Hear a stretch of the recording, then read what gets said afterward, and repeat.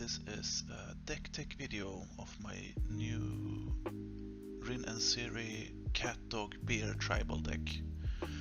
So I'm not a big fan of playing green, but this deck or this creature really made me want to build a deck around it. It's a Naya tokens, which is not super original, and the commander I guess is not super original either. But the way I built this deck is around Kaldheim card. I super just fell in love with instantly when I saw it. So that card is Maskwood Nexus.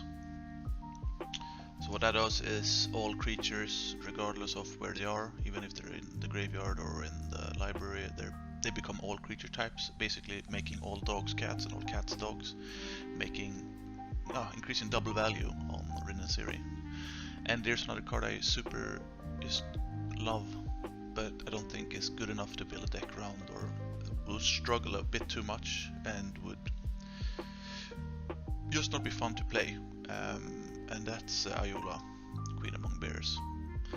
So what the goal of the deck is to have these three out at the same time and getting pretty nice value from single cat or single dog, because if a single creature enters on my side, or when I cast dog or cast a creature spell, basically it counts as cat, so I get the dog. It counts as dog, so I get a cat. So that's already 3. And upon triggering or upon entering, it triggers Ayula 3 times, so I get 6 1/1 counters, or 3 creatures get to fight, or my creatures get to fight. Ayula on her own does basically nothing in this deck, so I really need to get the Maskwood Nexus out. So this is basically the hidden commander and the hidden stuff that's not obvious. So it's a cat, dog, bear tribal. It's pretty horrible. So I get the basic original duels. Of course, all my cards in this deck are proxies. Shocklands, and I'm running all the check lands and all the fetch lands for the color pair of Naya and the command tower. And I'm running mountains, a few plains, and some forests.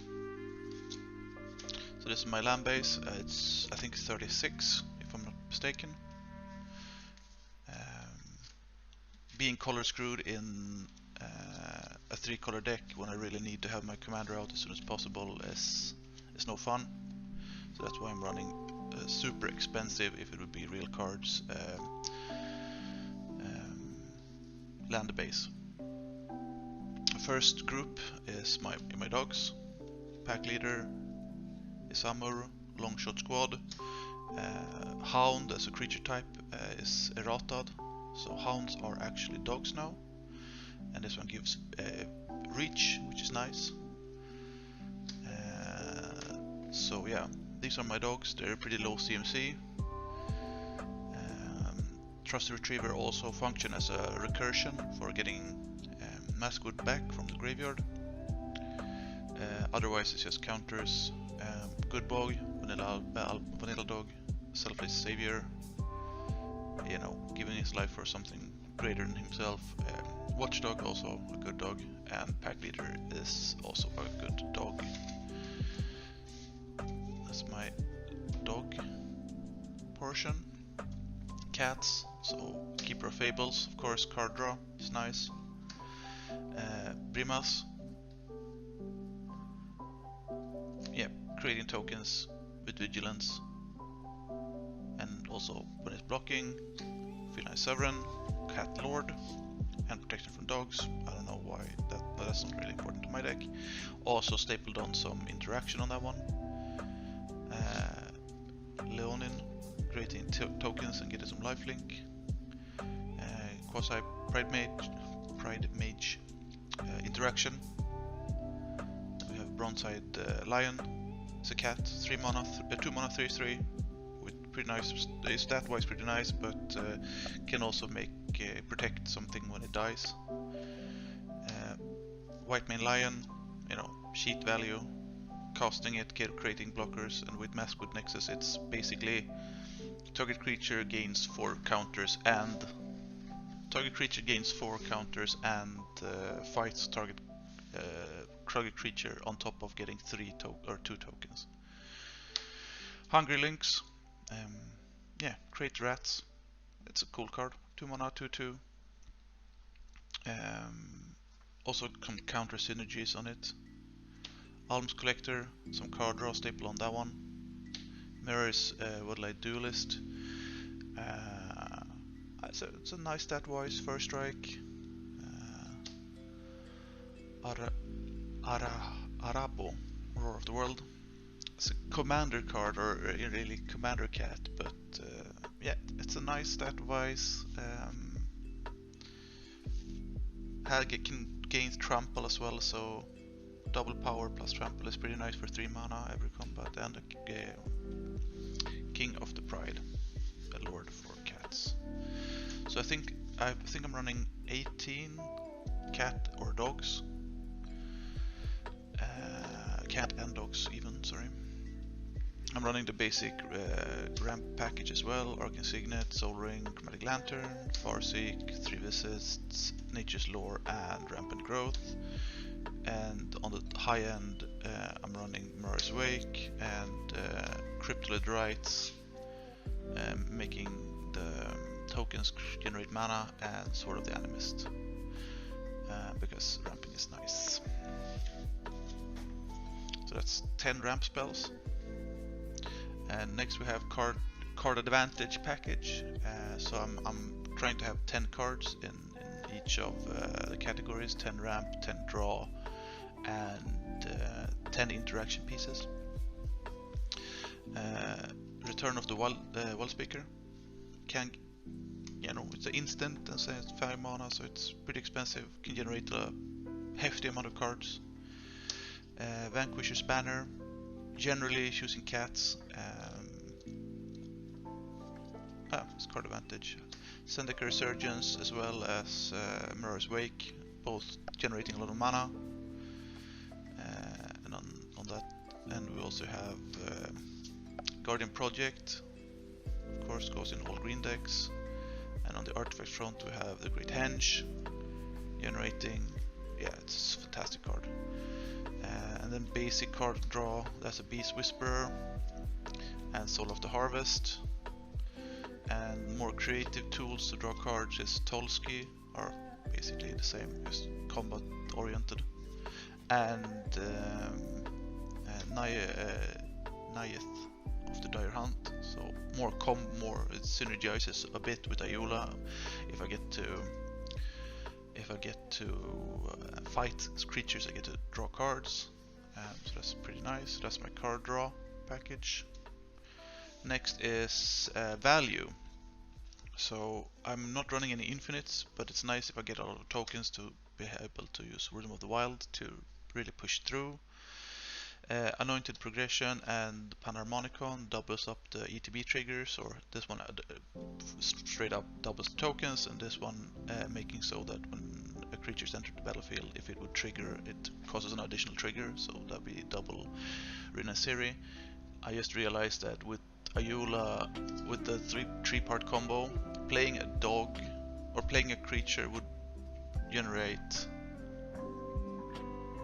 so that's 4 tokens on top of having double, so that's 8. No, it's 10 triggers from Ayula. Oh my goodness, yeah. Alright, that's fine. Also Katar's Crusade as well, so I'm having the value package as well. So there's a slight synergies with 1/1 counters.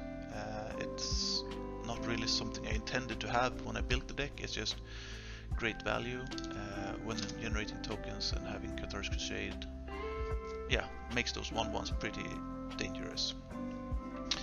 So I'm running the tutor package because having I must find Ayula and Maskwood Nexus. That's my goal with the deck. If I win, doesn't really matter.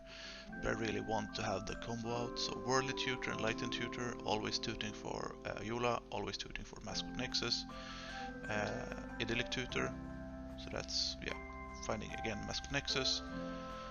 Eldritch Evolution, getting a token and getting Ayula into play. On that one is a Drummer's Call, so tutoring for a creature, and Vanilla Devastation, also tutoring for Ayula, also functioning as a win con if I get enough mana. This is a bit more tutors than I ideally like to run in my decks. I really don't like to run any tutors because I feel like the tutoring part makes the games more or less the same every time. So yeah, I'm not a big fan of tutors. And this is the protection slash win con, or protection. So I'm running Heroic Intervention, Flawless Maneuvers, and Boros Charm. Indestructible, anti-sweepers. I need to protect myself when I have my stuff out. And Titanic Ultimatum, because I really like the art on that one. So it's cats and it's combat and it's chaos. I like it. I don't think it's particularly good. I think Beastmaster Ascension would be a lot better. I think like Coat of Arms would be better as well. There's a lot of cards better than that one, but I really like the art and the flavor of it, so I'm keeping it in. Maybe a little bit too much indestructible stuff, but it's such a fragile deck, hard to rebuild, and I have no graveyard recursion really. I should run Eternal Witness, but I really don't want to go too far away from my theme of cat, dog, bear. So Naya, Tolsky, Soul of the Harvest, and Beast Whisperer. These are the creatures that isn't in the flavor-wise cat, dog, bear, but they're so valuable. I have to have some kind of card advantage, and playing like Harmonize and stuff like that only to play a few draw spells like that, I don't think is enough to be consistent in card draw, or having consistent cards in hand.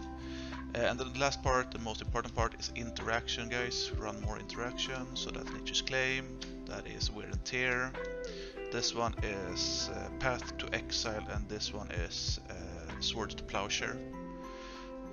Sundering Grove, it's nice to get an extra token. This one is a Disenchant, and Aura Shards and 2 Sweepers having Hour of Reckoning and Austere Command. So that's the deck. I'm gonna run it now, try my first game, and hopefully it goes well. I kind of think this deck should be able to do some stuff.